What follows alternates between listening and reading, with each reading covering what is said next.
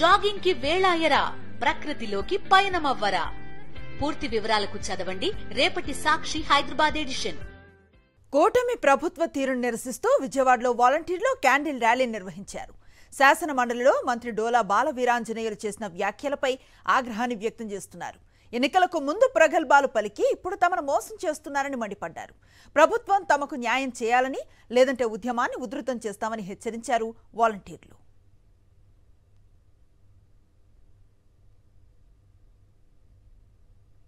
ఎన్నికల ముందు ఈ ప్రభుత్వం ఏ మాత్రమైనా వాగ్దానం ఇచ్చిందని చెప్పి ఒకసారి గుర్తు చేసుకోవాలి.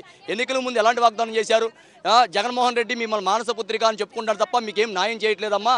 మీకు ఉద్యోగ భద్రత కల్పించేది నేను.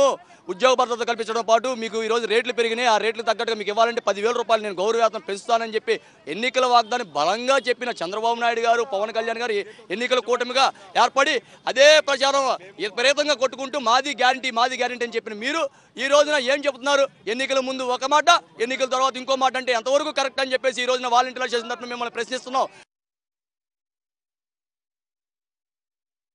ఆడపిల్లలకి అన్యాయం జరిగితే మీరు ముందుంటానని చెప్పారు. ఇప్పుడు ఎందుకండి అనుకున్నారు? మాకు తెలియాల్సింది ఏంటంటే మీరే చెప్పారు తిరుపతి మహాసభల్లో కంపల్సరీగా వాలంటీర్స్ నా అక్క చెల్లెమ్మలతో సమానము, వాళ్ళకి అన్యాయం చేయను, వాళ్ళ పొట్టగొట్టను, నేను 100% మీకు న్యాయం చేసేలా పోరాడుతా అన్నారు. ఇప్పుడు ఏది సార్ ఆ న్యాయం?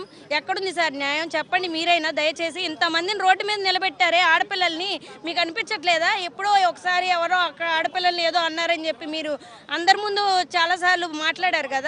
ఇప్పుడు మా గురించి మీరు మాట్లాడండి. ఎందుకు మాట్లాడరు? 5,000 ఏం సరిపోతుందో మేము 10,000 ఇస్తామన్నారు. మరి ఇప్పుడు ఈ రోజు 10,000 కాదు కదా, కనీసం ఒక్క రోజు శాలరీ కూడా మాకు వేయలేదు. 5 నెలలు 6 నెలల నుంచి ఆపేసి మమ్మల్ని ఇంట్లో కూర్చోబెట్టారు. అటు బయట పని చేసుకోలేకపోతున్నాం, ఇటు ఈ ఉద్యోగం ఉంది కదా అని ఉద్యోగం చుట్టూ రోజు తిరిగి ఎన్ని రోజులని అండి? మాకు మాత్రం పిల్లలు లేరా?